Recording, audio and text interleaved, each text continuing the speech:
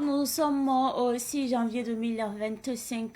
C'est un plaisir renouvelé pour moi de vous retrouver en tout cas ce matin pour ce nouveau numéro de votre émission dénommée Bonjour le Faso. Comme vous le constatez, votre présentatrice de tous les jours est empêchée. Il s'agit là de Madame Ninkema. Alors je suis donc chargée de vous tenir compagnie. Tout de suite et maintenant, plantons le décor de cette émission. Dans la rubrique à la découverte de cette semaine, nous allons justement découvrir le musée de l'eau. Tout au long de cette semaine, nous allons donc avoir des témoignages. Et pour la revue de presse, nous allons donc recevoir d'ici là Eladj Ahmad Adamasoro qui va décortiquer l'actualité pour nous, car oui, nous voulons être informés. Dans la rubrique invité du jour, nous recevons aujourd'hui un monsieur qui est très connu d'ailleurs dans le domaine du cinéma. Il s'agit là de Abraham Zampaligre, gérant du Ciné Espoir de Tampuy et co-gérant pour l'année 2025 du Ciné Burkina avec MCZ, un réalisateur bien connu avec cet habitué donc du milieu du cinéma depuis 1987. Nous allons commencer à préparer le FESPACO 29e édition 2025. Alors le décor est très bien planté, installez-vous confortablement. On se retrouve après cette transition pour la rubrique à la découverte. Alors cette semaine, nous avons donc décidé de vous parler de ce musée-là qui valorise le liquide précieux. Il s'agit donc du musée de l'eau. Le musée de l'eau est l'œuvre du sociologue de formation Alassane Samoura, qui est un passionné des questions d'eau. Il est d'ailleurs le promoteur du musée de l'eau. Le musée de l'eau a vu le jour en 2005 et était situé à Lumbila. Mais de nos jours, le musée de l'eau a déplacé son site dans un quartier appelé Moutili dans le village de Kowada. Le musée de l'eau est un espace où on peut visiter le matériel en lien avec l'eau et la recherche sur l'eau. On a par exemple plusieurs vitrines au musée de l'eau. On a la vitrine eau, hygiène et assainissement. Dans cette vitrine, vous avez du matériel en lien avec l'eau, hygiène et l'assainissement. Vous verrez de l'eau, les toilettes et des citations en lien avec le thème. Il y a aussi la vitrine des femmes. Cette vitrine met donc en exergue la corvée d'eau endurée par la femme, le long chemin à parcourir pour avoir l'eau, les canaries et bidons qu'elles utilisent.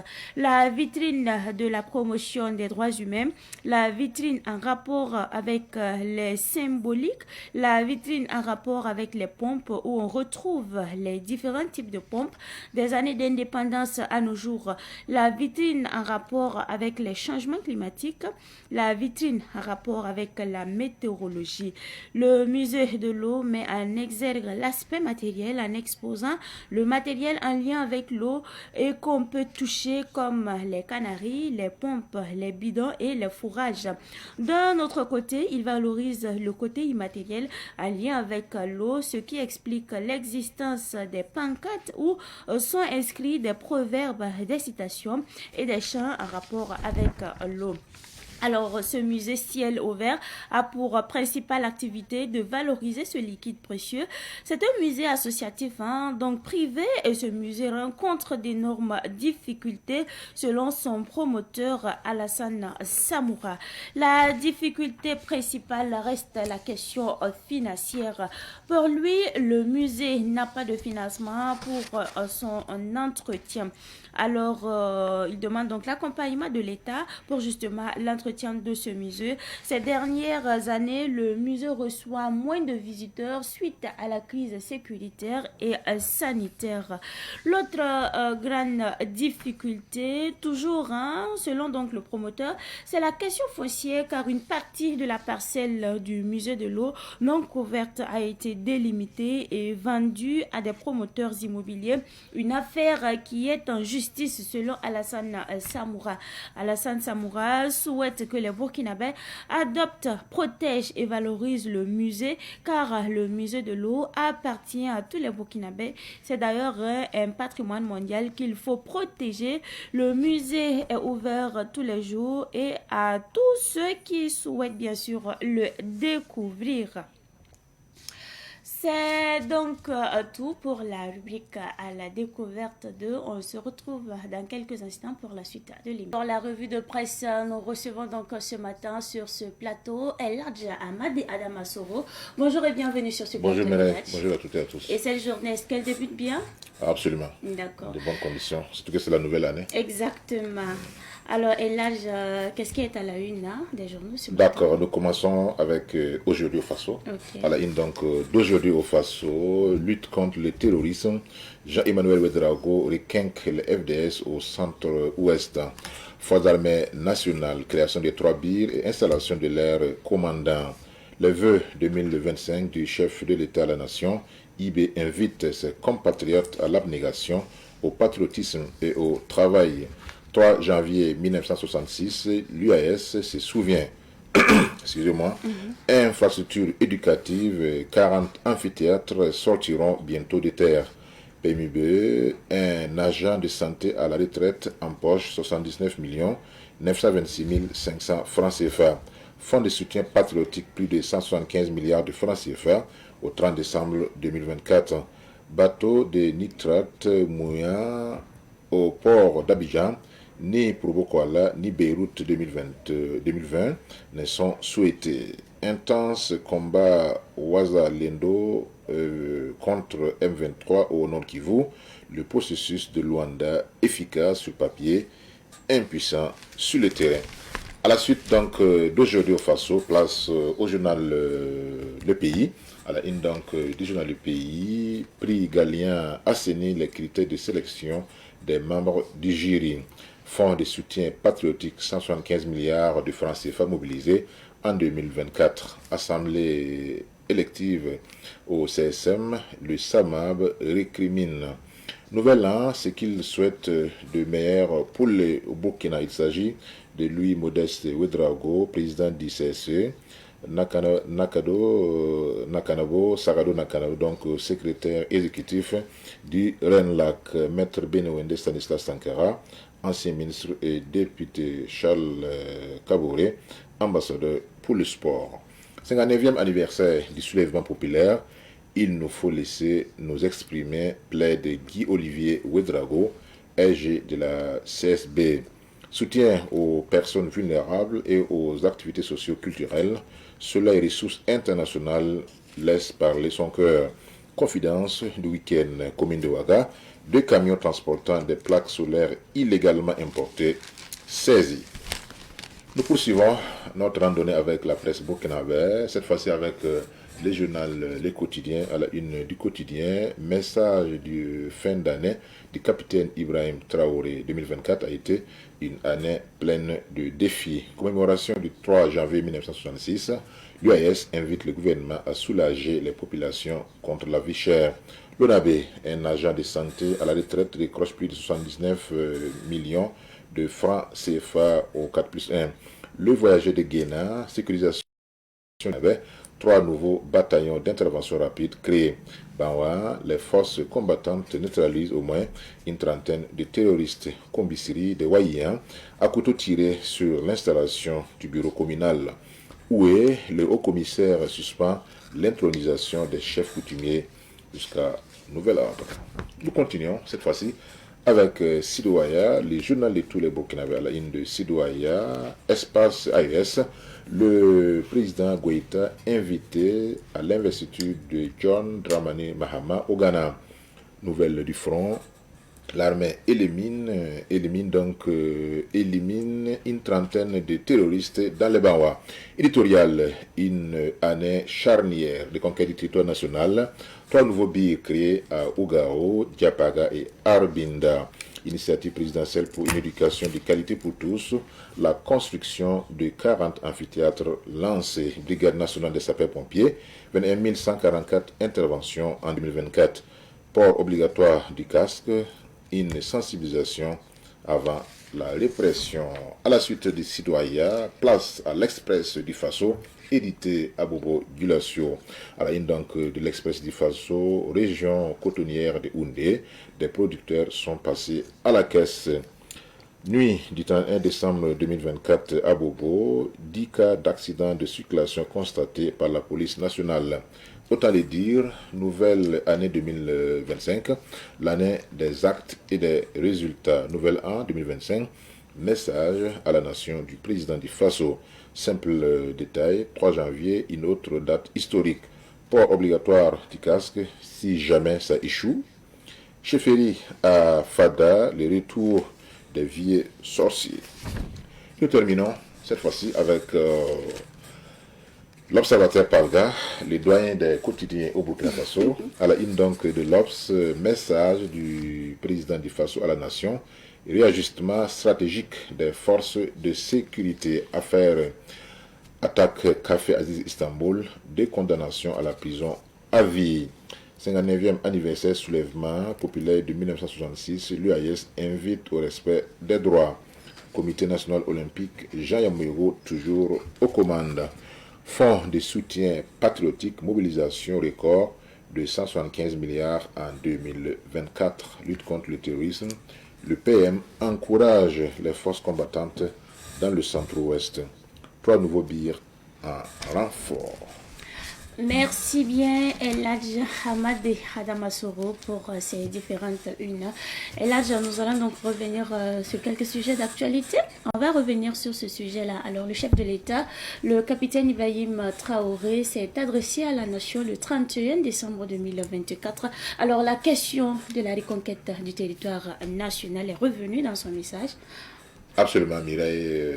On ne peut pas revenir sur l'ensemble des points évoqués par le chef de l'État dans son adresse à la nation, mais nous allons juste nous focaliser sur les actions déjà menées sur le terrain pour la reconquête du territoire national, la réinstallation des personnes déplacées internes, mais aussi la sécurisation des localités libérées, et également les efforts qui seront donc poursuivis en cette année 2025. Donc, c'est évidemment, vous avez suivi dans son allocution la création de 5 bataillons d'intervention rapide. Et déjà, il y a 3 qui sont déjà créés, 3 bataillons d'intervention rapide qui sont déjà créés et dont nous avons donné l'information dans les titres.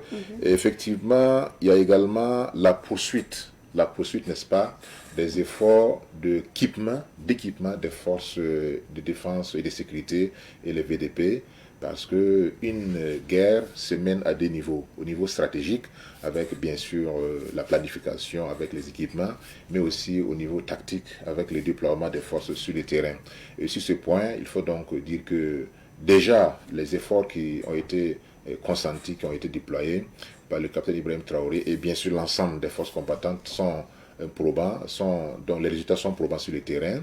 Si je me rappelle très bien, dans son adresse à l'ALT, le Premier ministre a parlé de près de 80% du territoire national maintenant sous le contrôle des forces loyalistes du Burkina Faso. Et si cette tendance se poursuit, nous avons bon espoir que d'ici la fin de l'année, en tout cas, on aura engrangé de résultats spectaculaires dans le domaine de la lutte contre le terrorisme. D'autres points également évoqués par le chef de l'État, c'est bien sûr la question de la création des tribunaux coutumiers. Vous savez très bien que notre droit positif est hérité donc du droit français et il se trouve que certains citoyens ne comprennent pas ou n'appréhendent pas le bien fondé de certains actes juridiques, raison pour laquelle le capitaine Ibrahim Traoré a décidé donc, bien sûr en concertation avec l'ensemble des acteurs, de procéder à la création des tribunaux coutumiers. Parce que dans beaucoup d'endroits, dans beaucoup de localités dans le pays, les gens se connaissent plus effectivement dans ces instruments coutumiers-là que ces instruments dits du droit positif. Cela va beaucoup aider à désamorcer les crises, les tensions, les conflits au niveau des familles, au niveau des sociétés, au niveau donc de la nation tout entière. Parce qu'un procès, même s'il est bien arrangé, il est bien conduit selon les règles du droit, peut ne pas aboutir à une accalmie souhaitée. Alors que si on a recours aux instruments coutumiers et traditionnels, cela peut vraiment apaiser résoudre le problème de fond en comble. Donc c'est une initiative qu'il faut saluer et nous espérons que d'ici là, donc des décrets seront effectivement pris pour en tout cas opérationnaliser bien sûr la création de ces tribunaux coutumiers-là. Il y a également la question bien sûr de l'éducation. Vous avez certainement suivi la semaine écoulée le lancement, n'est-ce pas, de la construction des amphithéâtres, une quarantaine d'amphithéâtres, parce que alors l'éducation est un outil, est un vecteur essentiel dans le développement de toute nation. Alors, nous sommes dans un contexte de guerre, certes, mais il faut également veiller à ne pas oublier les autres leviers du développement, de la construction de l'État, à savoir bien sûr offrir une bonne éducation. On a même souhaité qu'il y ait vraiment, en tout cas, un recadrement, en tout cas, un réajustement des curricula pour orienter davantage l'éducation vers les formations scientifiques et professionnalisantes, parce que c'est ça qui peut naturellement aider un pays à se développer. C'est vrai, on a besoin aussi des matières littéraires, mais il faut que la grande part, en tout cas, des efforts soit orientés vers les filières professionnalisantes, comme nous l'avons dit. Il y a également la question, bien sûr, de la diplomatie, parce que désormais, nous évoluons dans le cadre de l'AES, et cela dit le président du FASO, le capitaine Ibrahim Traoré, dans son allocution, a naturellement revenu sur le fait que l'AES ne se limitait pas à ces 3 pays fondateurs, toute nation, tout pays qui partage la vision, et puis cette vision est centrée sur la souveraineté, sur la véritable indépendance. Il ne s'agit pas de créer une organisation pour la créer. Il faut qu'au sein donc de cette organisation, on puisse mettre tous les ingrédients qui concourent à asseoir une véritable indépendance de cette organisation. C'est pourquoi la porte de l'AES reste ouverte à tout pays qui effectivement partage ces idéaux. Donc c'est une année 2024 qui a été marquée par des défis, le président l'a relevé, les défis et aussi la grande résilience de la population, du peuple burkinabé. La preuve est que pour un besoin de 150 milliards de francs CFA, on est parvenu à avoir 175 milliards. Tout cela dénote effectivement de la volonté du peuple burkinabé d'accompagner les dirigeants dans la reconquête du territoire, dans la réinstallation des PDI et dans la sécurisation, bien sûr, des localités libérées. Et nous avons bon espoir, en nous appuyant sur les indicateurs, que vraiment 2025 sera une année, excusez-moi, une année charnière pour le Burkina Faso dans la lutte contre le terrorisme. C'est vraiment notre principal souci actuellement. Et si cela, bien sûr, arrivait à être concrétisé, la victoire sur les forces obscurantistes, les terroristes, je pense que nous pouvons maintenant nous consacrer véritablement pour le développement de notre pays.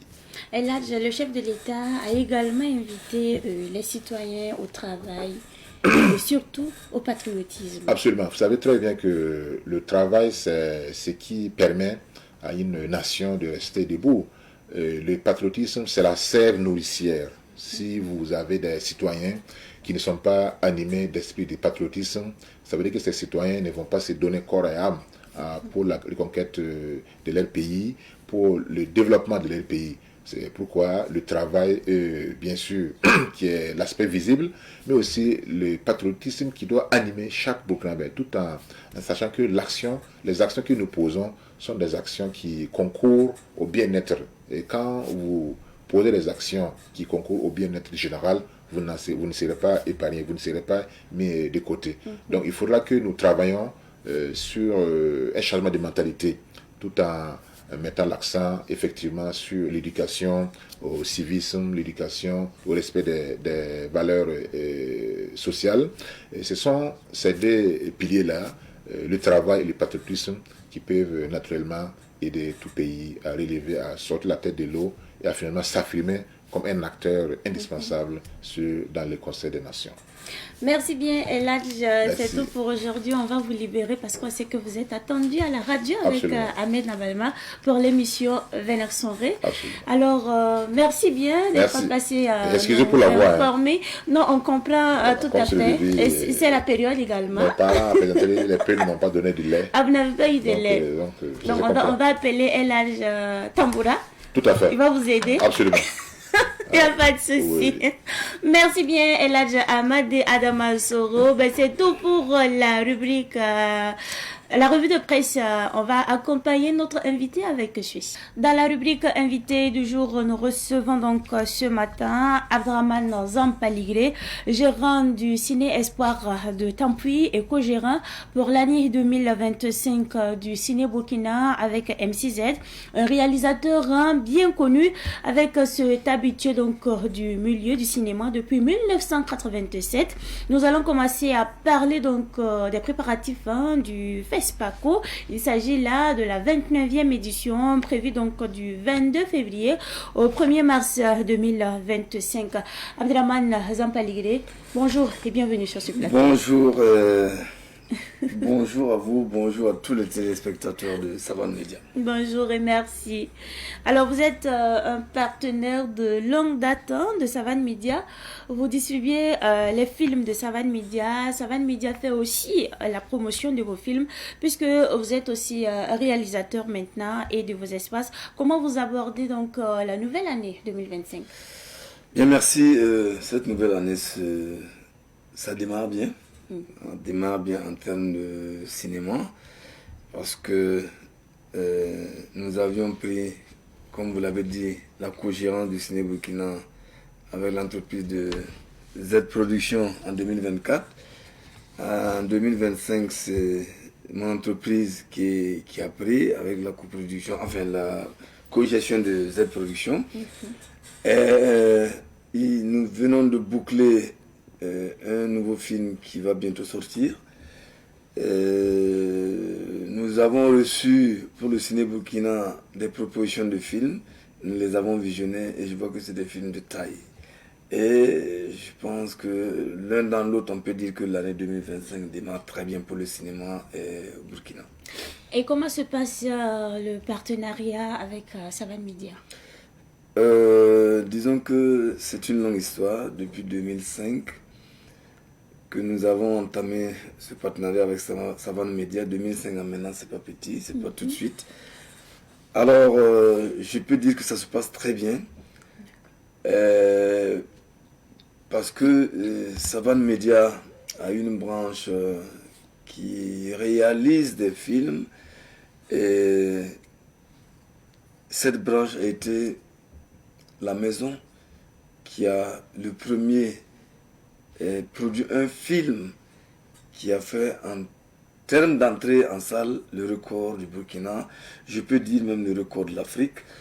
Alors je ne peux dire que merci à ce réalisateur qui est la tête pensante de cette filière production de films de Savane Média, en l'occurrence Ida Boubacar Sinaba, qui a sorti ce film dont je parlais tout de suite, Ouaga Zodo, qui a révolutionné le cinéma burkinabé, parce que de par le passé, pour faire entrer 500 personnes dans une salle de cinéma, il faut que ce soit un film hindou, un film américain, un film karaté.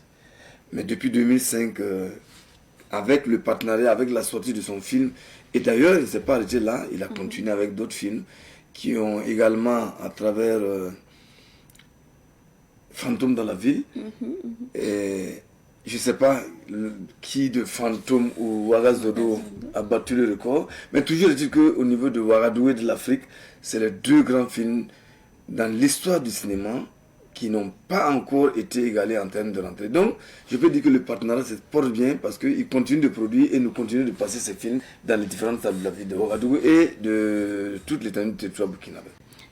Alors, la 29e édition donc, du FESPACO avance à grands pas. Comment vous préparez donc ce FESPACO-là prévu du 22 février au 1er mars? Ça se prépare bien, aussi bien au niveau de la délégation générale du FESPACO qui a déjà fini la sélection des films. Et l'installation officielle du comité d'organisation, c'est prévu pour demain. Au niveau des salles, nous également, nous nous préparons de notre côté. Et je pense qu'incessamment, on va avoir des rencontres avec la délégation générale du FESPACO parce que les salles sont à rénover. C'est prévu, on a eu des pré-réunions, on en a parlé.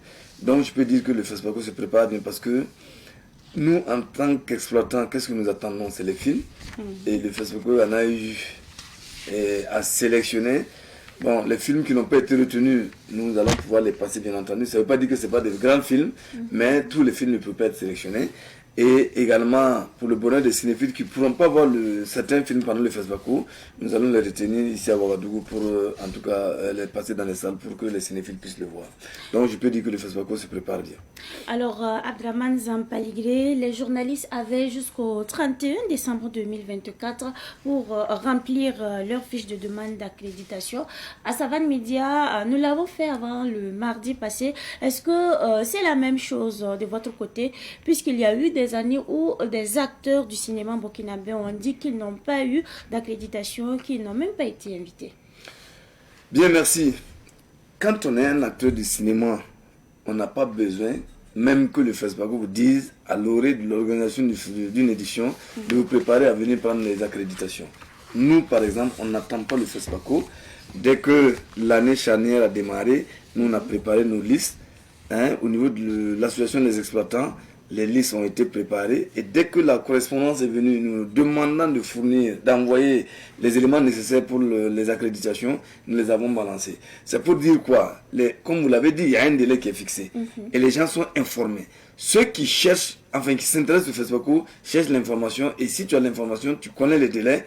En principe, celui qui connaît les délais, qui n'a pas eu l'accréditation, c'est que la personne n'était pas véritablement intéressée. Donc, juste pour dire que je regrette qu'un professionnel du cinéma vienne dire devant les médias qu'il n'a pas été invité. Non, le FESPACO invite tout le monde. Tout le monde est invité et les délais sont donnés. On invite les gens par corporation. Il y a les producteurs, il y a les réalisateurs, il y a les comédiens. Et chaque corporation a reçu une correspondance. Et vous devez respecter les délais. Savane a respecté les délais. Il n'y a pas de raison que Savane n'ait pas les badges. Voilà. Pour le Burkina Faso et les Burkinabés, le FESPACO a deux dimensions et défis. Alors, il y a le défi de l'organisation et le défi de la course à l'étalon d'or de Yenenga. Selon vous, Abdraman Zampaligré, quel est le défi le plus important entre les deux? Réussir l'organisation ou gagner naturellement l'étalon d'or? Non, pour ma part, tout est important. Tout est important. Mais je priorise l'organisation. Je priorise l'organisation en ce sens que si nous réussissons l'organisation, c'est déjà un étalon que nous avons. Parce que si nous nous mettons dans la tête qu'on organise pour obligatoirement remporter l'étalon, il y a vice de forme parce que les autres pays, en fin de compte, ne voudraient pas venir. Alors, c'est une compétition comme toutes les autres compétitions. D'abord, pour le pays, c'est l'organisation qui nous préoccupe. Si nous réussissons ça, c'est déjà très bien. Maintenant, pour les professionnels du cinéma, c'est à eux de se battre pour, en tout cas, remporter l'étalon. Ça ne veut pas dire que l'État central, les autorités ne veulent pas l'étalon, mais c'est d'abord l'organisation qui préoccupe les autorités. Maintenant, aux professionnels maintenant de se battre pour nous amener l'étalon. C'est comme quand une nation organise la Coupe d'Afrique des Nations. C'est la réussite de l'organisation qui les préoccupe. Que le pays remporte ou pas, ça c'est après on voit. Maintenant, pour ma part, je pense que le défi de l'organisation, c'est le défi qu'il faut relever d'abord. Sinon, l'étalon de Yenenga, c'est une compétition comme toutes les autres compétitions, voilà quoi. Et côté étalon d'or, pourquoi depuis Idrissa Ouedraogo en 1991 et Gaston Kaboré en 1997, le Burkina Faso n'arrive pas à relever le défi? C'est un problème profond. C'est un problème profond parce que d'un côté, les professionnels jugent qu'ils ne sont pas suffisamment soutenus financièrement. De l'autre côté, l'État central trouve qu'il met l'argent suffisamment, mais que les professionnels ne travaillent pas. Alors, donc l'un dans l'autre, je pense que c'est un débat qui ne peut pas se mener ici. Ça doit se mener dans des maisons professionnelles pour trouver le juste milieu. Mais pour ma part, je pense que nous, les professionnels du cinéma, gagneraient à travailler davantage. Parce que les autres, là, c'est vrai qu'ils ont des financements, mais ils travaillent également. Alors, ici, l'État finance, mais c'est la redistribution là qui peut-être ne suit pas son cours normal. Parce que quand on donne par exemple 1 milliard pour soutenir les professionnels, pour qu'on puisse avoir un film qui va compétir, et qu'au niveau de la distribution, on trouve moyen de dire, bon, il faut saupoudrer, il faut donner à tout le monde, il faut donner à plusieurs personnes. Non, moi je pense que pour les années à venir, on doit se concentrer. On fait une sélection des scénarios, on voit le scénario le plus à même de remporter les talents et on fait le maximum sur ce scénario. Sinon, c'est pas que les professionnels ne travaillent pas, mais je trouve qu'ils gagneraient à travailler davantage. Donc il faut en quelque sorte recadrer. Il faut recadrer le financement. C'est ça. Il faut recadrer. Parce que il y a 4 ans, nous avons eu 1,5 milliard, mais cette année, nous n'avons que 500 000. Alors, comment remporter les talents avec ça? Bon, ben, je sais pas. Hein. On verra dans quelques jours, le 22 février. Du 22 février au 1er mars, c'est pas encore loin. C'est en fonction de ce que les autres vont amener comme film. Voilà. D'accord. Alors, le cinéma d'auteur qui coûte cher n'est plus à la mode au Burkina Faso. C'est le cinéma commercial et numérique moins cher qui a pris justement le dessus. Qu'est-ce qu'il faut faire? Il faut laisser les choses comme ça ou changer? Non. En fait, nous devons avoir 2 catégories de réalisateurs. Les réalisateurs de films d'auteur, ce sont ces films qui vont en compétition. Et il ne faut pas occulter que nous avons des salles à faire vivre. Les films d'auteur ne peuvent pas marcher dans les salles. Donc les films à petit budget, comme nous les appelons dans notre jargon, ce sont les films commerciaux, comme vous le dites. Ce sont ces films commerciaux-là, du moins, qui permettent aux salles de vivre. C'est comme je l'ai dit en 2005, quand Elhadji Didat Bokassi n'a pas sorti Ouagadougou. J'ai toujours dit à quiconque veut dire que ce que je dis n'est pas vrai, moi j'ai toujours les documents. En 2005, quand Ouagadougou est sorti, c'est ce film qui a amené les cinéphiles burkinabés à priser les productions burkinabées. Avant, moi je travaille dans le cinéma, comme vous l'avez dit, depuis le 11 août 1987. Tu mettais un film africain à l'affiche dans une salle, mais le cinéphile, même dis-leur de venir rentrer gratuitement, ils n'en voulaient pas. Mais depuis 2005, si je parle de ces films, pour dire que ce sont ces films qui maintiennent nos salles, ça me donne la chair de poule. Vous voyez un film qu'on dit, c'est un film burkinabé. Alors que les films burkinabés, il y a 2 mois, ne pouvaient pas marcher. Et subitement, en un mois, on ne pouvait pas satisfaire la demande. Et même que les salles de cinéma étaient devenues exiguës, et on était obligé, par des gens qui n'étaient même pas des exploitants, ont loué et la maison du peuple, et des cours vides, et des bars, pour pouvoir passer Ouagadougou. C'est vous dire que ce sont ces films dits de petit budget, là, les films commerciaux là, qui marchent et qui amènent les gens en salle jusqu'à demain. Donc, j'ai dit, il faut privilégier les gens qui font des films d'auteur, parce que ce sont ces films qui peuvent compétir à l'étalon de Yenenga, mais également, il faut mettre l'accent sur les gens qui font des films commerciaux, parce que nous avons un défi à relever. Ce défi-là, c'est de maintenir les salles vivantes et de réouvrir celles qui sont fermées. Parce que rien qu'en 90, on pouvait dénombrer sur le territoire national près de 53 salles de cinéma. Aujourd'hui, nous n'avons à peu près 7 salles. Et pourquoi il y a justement eu beaucoup de fermetures de salles de ciné? Justement, c'est avant 2005 que tout est arrivé. Avant 2005, les salles avaient déjà été, en tout cas, abandonnées parce que d'abord, c'était l'exploitation en analogie, ce qui veut dire que c'est les grandes bandes, les grosses bandes de films avec les gros appareils, ce qui compliquait les choses parce que en termes de consommation d'électricité, c'est très élevé. Mais depuis 2005 que nous sommes passés au numérique, on a des appareils qui consomment moins et on a des films de qualité qui peuvent amener beaucoup de gens en salle. Donc avant ça, du temps de la Sonacib où j'étais, les gens venaient des provinces pour les films. Mais à un moment donné, C'est parce que même c'était l'État, c'était l'État. Sinon, des gens, des salles de province devaient à peu près 20, 40 millions à la SONACIB, ils ne pouvaient pas payer. Mais comme c'est l'État, on continuait à leur donner des films pour maintenir ces salles vivantes. Mais à partir du moment où la SONACIB a été liquidée en 2004, le 15 janvier 2004, qui va continuer à donner des films à ces salles? La SONACIB n'existait plus. C'était devenu le privé, l'ARPA qui avait pris le relais avec Idrissa Ouedraogo à son nom. On ne peut pas continuer à donner des films à des gens qui ne peuvent pas payer. C'est ce qui a mené les fermetures de ces différentes salles.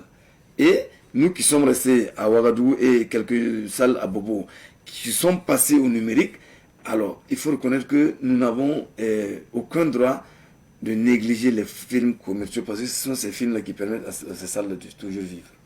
Alors vous-même, vous réalisez des films maintenant avec votre partenaire M6Z. Est-ce que vous prenez en compte les critiques? Justement, c'est dans ça que nous évoluons. Parce que nous-mêmes, quand on produit un film, on se met à la place du cinéphile, on est dans la salle caché quelque part, on écoute les critiques des gens, ça nous permet d'améliorer ce que nous allons faire la prochaine fois. Parce que celui qui n'accepte pas les critiques ne peut pas s'améliorer. Alors, si vous voyez que Ouara Zodo, en 2005, c'est vrai que c'est un film qui a battu le record. Le cinéphile, en son temps, ne voyait pas les quelques erreurs. Aujourd'hui, le film, il va passer, il y en a qui vont trouver des erreurs. Ça veut dire que, et Sidna va évoluer comme ça. Quand aujourd'hui, il a fait Mati la tueuse, il a fait plusieurs autres films jusqu'à Saba Biga. Tu vas voir une amélioration nette. C'est parce que lui également, il a écouté les critiques et les conseils et il a évolué. C'est comme ça. Nous, tu fais un film aujourd'hui, il ne faut jamais dire, même si les gens ont apprécié, il ne faut jamais dire que tu es au top. Continue d'écouter, continue d'apprendre et tu corriges les erreurs et puis tu vas progresser. Parlant toujours de votre partenariat avec M6Z, vous avez tantôt parlé donc des critiques que vous prenez en compte pour justement vous améliorer. Comment le public apprécie? Je pense que c'est sur le terrain que cela peut se constater. Nous n'avons pas sorti un film qui n'a pas, en tout cas, que les gens n'ont pas aimé. Et au fur et à mesure que nous sortons un film, les gens, parce que c'est devenu, c'est dans la mentalité des gens. Quand on dit un film de Sidnaba, les gens, même sans trop de publicité, les gens viennent. Quand on dit un film de M6Z aujourd'hui, sans trop de publicité, les gens viennent. Quand on dit un film de Zampaligré Abdraman aujourd'hui, sans trop de publicité, les gens viennent. C'est comme ça. Il faut créer un mythe autour de toi. Pour que quand on va dire c'est tel réalisateur qui a produit, mais telle maison de production qui a sorti un film, que les gens même ne cherchent même pas à voir la publicité avant de venir. Voilà. Bouba Diallo, il y a eu un moment, Bouba Diallo, quand il sort un film, même sans publicité, les gens venaient. Alors, donc c'est pour dire que tous les réalisateurs burkinabés travaillent et il y en a qui ont été étiquetés pas comme les meilleurs, mais comme les gens que les gens n'ont pas besoin de trop de publicité autour de leur film pour venir voir. Et je demande aux autres réalisateurs de faire la même chose. Parce que moi, je suis exploitant de salles. Aujourd'hui, j'ai pris le ciné burkina en gestion. J'ai 1,4 million à payer à la fin du mois. Si je prends deux semaines, je prends 2 films qui ne peuvent même pas rapporter 500 000, tu divises ça en 2 avec le réalisateur ou le producteur. Le reste, si tu as 2 films comme ça, c'est-à-dire que tout ton mois, tu es mort. Donc, je demande aux producteurs, aux réalisateurs, ceux qui font les films commerciaux pour nous amener en salle, de vraiment traiter de thèmes d'actualité. En tout cas, c'est vrai que le cinéphile burkinabé aime venir rire, mais il est observateur, il est aguerri maintenant. Il faut en tout cas corriger les images, le son. Je suis là depuis plusieurs années, je vois comment les gens apprécient, les gens critiquent. C'est pourquoi je dis qu'il faut prendre en compte les critiques et puis améliorer, quoi. Et côté organisation du FESPACO, les gérants de salles de ciné ont une certaine responsabilité. Comment vous gérez habituellement ce volet-là avec le comité d'organisation du FESPACO? Vous louez vos salles ou vous les mettez à la disposition du FESPACO? Bien, à ce niveau, c'est une gestion privée. Quand le FESPACO, l'édition du FESPACO vient, généralement le FESPACO écrit aux salles qu'il compte retenir. Et il signe un contrat avec ces salles. Donc le FESPACO loue ces salles pour la semaine à un montant déterminé, enfin d'un commun accord entre eux. Et puis à la fin, vous savez, c'est l'État, c'est pas immédiatement payé. Il y a des locations de 2023 qui ne sont pas encore payées, par exemple au Ciné Nerwaya. Et on estime que on espère du moins que cela ne va pas tarder, ça va se faire, parce qu'il y a bientôt l'édition 25 qui va démarrer. Alors, juste pour vous dire que c'est des contrats que les différentes salles signent avec la direction générale du festival. D'accord. Et maintenant, vous qui avez 2 salles à gérer, le Ciné Burkina et le Ciné Espoir donc, de Tampé, qu'est-ce que vous prévoyez pour la 29e édition donc, du FESPACO du 22 février au 1er mars prochain? Il faut d'abord dire que le Ciné Burkina est une salle mythique. C'est la plus grande salle d'exclusivité qui est gérée par une institution étatique, la CNSS. Enfin, pas gérée, qui appartient à la CNSS, dont moi je suis le gérant actuel. Maintenant, quand il y a une édition du FESPACO, le FESPACO adresse une correspondance à la CNSS qui, dans son contrat avec vous, précise que du 1er février à la fin du FESPACO, justement l'édition, la salle sera réquisitionnée. Alors, donc, vous mettez, probablement, nous allons avoir des rencontres toutes avec le FESPACO, avec la CNSS, pour voir dans quel cadre cela va se passer. Mais je pense que, comme c'est une salle de l'État et que le FESPACO c'est étatique, le mois va être réquisitionné. Peut-être que nous n'aurons pas à payer le loyer du mois de février, mais en tout cas, je pense que ça va être comme ça. D'accord. Est-ce qu'il faut rénover ces salles avant la 29e édition? Et je tiens à préciser ici qu'à chaque édition du FESPACO, les salles sont fermées en un moment donné pour des réflexions. À chaque édition, toutes les salles qui sont réquisitionnées sont fermées pour quelques retouches. Donc, nécessairement, je pense que les 2 dernières semaines avant le début du FESPACO, les salles réquisitionnées seront fermées pour des réflexions. Habituellement, le FESPACO utilise d'autres salles comme le CBC, le CINASA pour les projections. Est-ce une bonne chose? À l'impossible, nul n'est tenu. On n'a pas le choix. Au Burkina, c'est comme je le disais, plusieurs salles ont été fermées. Voilà, mais actuellement, si vous voulez des salles de qualité pour accueillir des invités privilégiés, il faut exploiter ces salles-là. Sinon, vous n'avez que le Ciné Burkina et le Ciné Neroya. Alors, comment on fait? C'est difficile. Il y a des moments où les 2 salles-là seulement ne peuvent pas contenir les cinéphiles. Qu'est-ce que vous faites? Vous êtes obligé de passer ces salles-là au CBC, une grande salle quand même. Même si, en termes de commodité, ce n'est pas requis. Mais bon, c'est comme je l'ai dit, à l'impossible, nous n'est tenu. Voilà pourquoi nous demandons que l'État revoie dans quelle mesure il pourrait en tout cas faire d'autres salles comme le Ciné Burkina et le Ciné Neroya. De façon générale, à Draman Zampaligré, comment ramener le public dans les salles de ciné au Burkina Faso ou en Afrique? Très bien, comme je l'ai dit, il y a beaucoup de facteurs. Il y a que depuis un certain temps, les gens, il y a les téléphones portables où les gens peuvent télécharger des films. Il y a les telenovelas, heureusement pour nous, les professionnels, que j'ai ouï dire par le ministre d'État Bassolman qu'il y a des telenovelas qu'on va suspendre, on va arrêter de diffuser, et tout ça, en tout cas ça nous va droit au cœur, parce que c'est des telenovelas qui effectivement retenaient certains cinéphiles à la maison. Alors, donc, je pense que l'un dans l'autre, il faut d'abord produire beaucoup de films commerciaux, qui rencontrent en tout cas l'assentiment des cinéphiles. Il ne faut pas faire un film pour faire un film. Il faut faire un film qui a un thème bien précis, et des comédiens qui jouent très bien leur rôle, avec en tout cas les images de qualité, le son impeccable. Ça c'est un.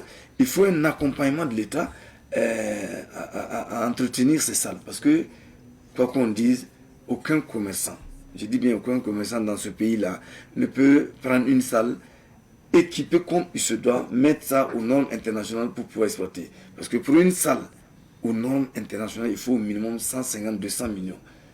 Si tu veux équiper ta salle en DCP déjà, c'est pas possible. Même le Ciné Burkina n'a pas de DCP. C'est lorsqu'il y a une édition du FESPACO, le FESPACO même loue de DCP pour venir passer la semaine et puis renvoyer. Donc c'est pour dire qu'il faut une volonté politique forte pour rénover les salles, parce que les salles construites en 85 par la révolution burkinabé, c'est-à-dire le Ciné Tampi, Ciné Padoua, Ciné Somgandé et Ciné Wemtenga qui reste parce que Ciné Pissi, je ne vais pas dire bradé, en tout cas je ne sais pas comment ça s'est passé, on l'a vendu à Canal, mais les 4 salles qui restent, pour qu'un cinéphile, actuellement, moi je passe des films ciné Espoir tant pis, c'est des mordus du cinéma qui viennent souvent s'asseoir là-bas voir. Parce que je vois mal un homme du 21e siècle, surtout avec l'évolution actuelle là, venir s'asseoir sur des bancs en béton pour suivre un film. Donc je demande à ce que, en tout cas... Je crois qu'on a des images au niveau donc de la régie. D'accord. Si la régie peut nous envoyer quelques images, on va donc commenter. Parce que s'il n'y a pas de commodité, ça veut dire que les gens ne vont pas venir. Voilà, c'est ça. Ils ne vont pas venir. Ouais. Alors, est-ce que la régie peut nous aider avec les images? Voilà, oui. Un exemple? Ça, c'est le ciné Espoir tant pis. C'est pas du tout agréable. C'est pas joli à voir. C'est pas joli à voir. Vous voyez les chaises qui sont devant. Il y a 2 ans, j'ai eu un soutien du ministère, ce qui m'a permis de changer quelques bancs en bois en chaises pour améliorer un peu. Parce que les gens peuvent bien s'adosser. Les chaises qui sont à l'arrière. Voilà, les chaises qui sont à l'arrière. Mais une salle de nos jours avec des bancs en béton, je pense que l'un dans l'autre, le cinéphile veut bien venir en salle, mais on ne peut plus avoir... Les conditions ne sont pas tout à fait réunies. Ouais. Sinon, en termes d'image, en termes de son, au ciné Espoir tant pis, c'est impeccable. Le problème, c'est les bancs, voilà. Mais, comme je l'ai dit, il y a des mordus du cinéma qui continuent de venir. Ils ne viennent pas en grand nombre comme cela se faisait avant. Parce que quand j'ai passé Ouagadougou, il y a un moment, j'ai appelé le réalisateur, et là, il dit il faut qu'ils viennent parce que la salle, c'est prévu pour 1200 places.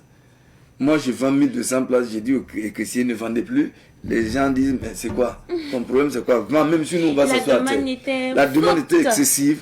Et on a vendu, sans se rendre compte, ils ont rempli la salle jusqu'à les gens ne pouvaient pas passer. J'ai eu tellement peur. J'ai dit au réalisateur, viens voir par toi-même. Parce que si une souris monte sur les pieds d'une femme, elle va paniquer, commencer à crier, puis il y aura la dépendance, c'était mauvais. Lui, il est venu, il a constaté, il a vu que c'était vraiment... Les gens aimaient ce film. Donc, on ne peut plus avoir ce nombre de cinéphiles, mais de temps en temps, quand même, quand on a un nouveau film au niveau du ciné Espoir tant pis, les gens font le déplacement et pour voir. Mais c'est pourquoi je prie Dieu qu'un jour l'État central se ravise et rénove ces salles-là pour ces gens qui se battent toujours pour le cinéma burkinabé. Parce que quoi qu'on dise, nous sommes la capitale du cinéma africain. Si nous n'avons pas de salle, ça ne se justifierait pas. Voilà. L'État a décidé le mercredi 6 novembre 2024, lors donc, de la rencontre hebdomadaire, je parle du Conseil des ministres, de la création de l'agence burkinabé de la cinématographie et de l'audiovisuel pour justement promouvoir le cinéma. Qu'est-ce que vous pensez de cette décision? Pour le moment, je ne peux pas me prononcer parce que je ne veux pas dévancer l'iguane dans l'eau.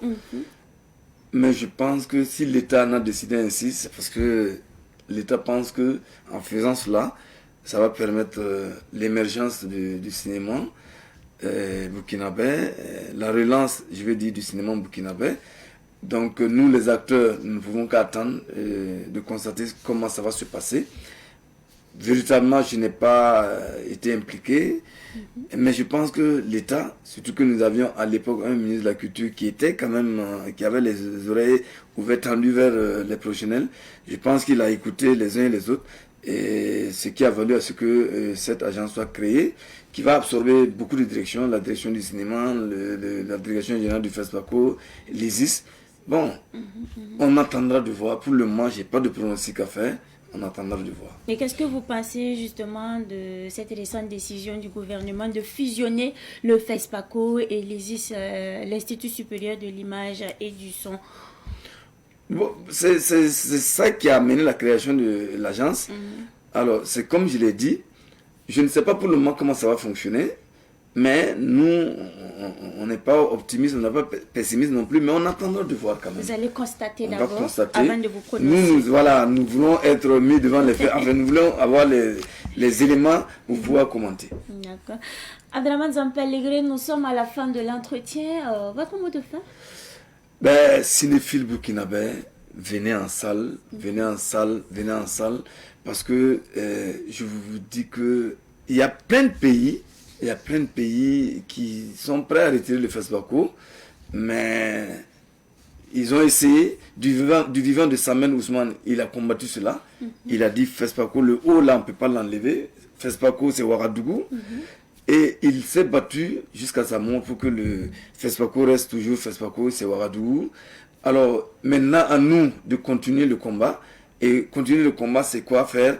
Maintenir les salles vivantes, les salles existantes au niveau de Ouagadougou, du Burkina Faso. Alors, pour faire cela, il faut venir en salle. Parce que je peux dire qu'il y a des productions. Hein, il y a des productions. Il suffit que les cinéphiles sortent. Mais les gens se sont adonnés à d'autres activités. Aller en bar, avec tous les risques que cela encourt. Alors que venir au cinéma, non seulement il n'y a pas de risque, et tu viens prendre une leçon.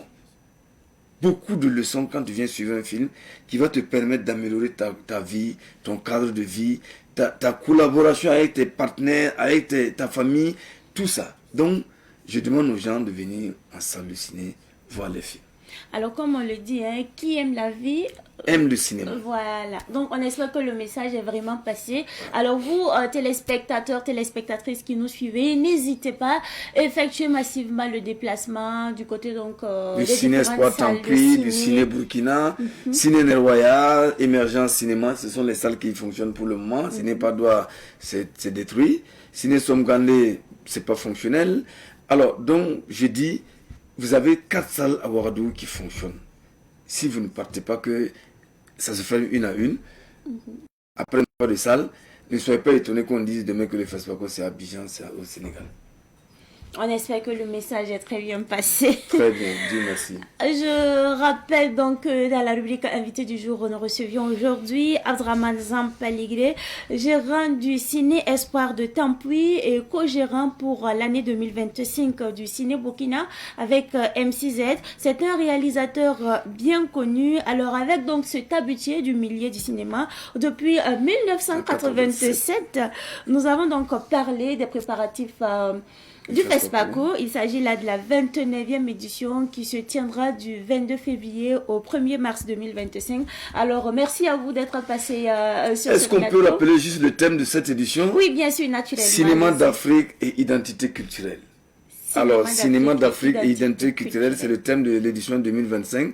C'est pour dire que même les autorités pensent que la culture, l'homme sans identité culturelle n'est rien. Donc venez vivre ce Fespaco du 22 février au 1er mars au niveau de la ville de Ouagadougou et vraiment vous allez savoir que un homme, c'est sa culture qui fait de lui un homme. Exactement. Merci bien, Abdraman Zampa Ligré, que l'on appelle affectueusement Tonton Zampa. Merci encore à vous d'être passé sur ce plateau. Alors, c'est tout pour la rubrique invité du jour. Nous allons justement accompagner notre invité avec suite. Alors, nous sommes donc de retour sur ce plateau. Nous allons revenir sur cette rubrique à la découverte de... Je rappelle que cette semaine, nous allons justement à la découverte du musée de l'eau. Le musée de l'eau qui est l'œuvre du sociologue de formation Alassane Samoura, un passionné des questions d'eau. Il est d'ailleurs le promoteur du musée de l'eau. Le musée de l'eau a vu le jour en 2005 et était situé à Lumbila, mais de nos jours, le musée de l'eau a déplacé son site dans un quartier appelé Moutili dans le village de Kowada. Le musée de l'eau est un espace où on peut visiter le matériel en lien avec l'eau et la recherche sur l'eau. On a par exemple plusieurs vitrines au sein du musée de l'eau. On a la vitrine eau, hygiène et assainissement. Dans cette vitrine, vous avez du matériel en lien avec l'eau, hygiène et assainissement. Vous verrez l'eau, les toilettes et des citations en lien avec le thème. Il y a la vitrine des femmes. Cette vitrine met donc en exergue la corvée d'eau endurée par la femme. Le long chemin à parcourir pour avoir l'eau, les canaries et bidons qu'elles utilisent. La vitrine de la promotion des droits humains, la vitrine en rapport avec les symboliques, la vitrine en rapport avec les pompes où on retrouve les différents types de pompes des années d'indépendance à nos jours, la vitrine en rapport avec les changements climatiques, la vitrine en rapport avec la météorologie. Le musée de l'eau met en exergue l'aspect matériel en exposant le matériel en lien avec l'eau et qu'on peut toucher comme les canaries, les pompes, les bidons et les fourrages. D'un autre côté, il valorise le côté immatériel en lien avec l'eau, ce qui explique justement l'existence des pancartes où sont inscrits des proverbes, des citations et des chants en rapport avec l'eau. Ce musée ciel ouvert a pour principale activité de valoriser ce liquide précieux. C'est un musée associatif, donc privé, et ce musée rencontre d'énormes difficultés, selon en tout cas son promoteur, Alassane Samoura. La difficulté principale reste la question financière. Pour lui, le musée n'a pas de financement pour son entretien et l'État ne l'accompagne pas dans l'entretien du musée.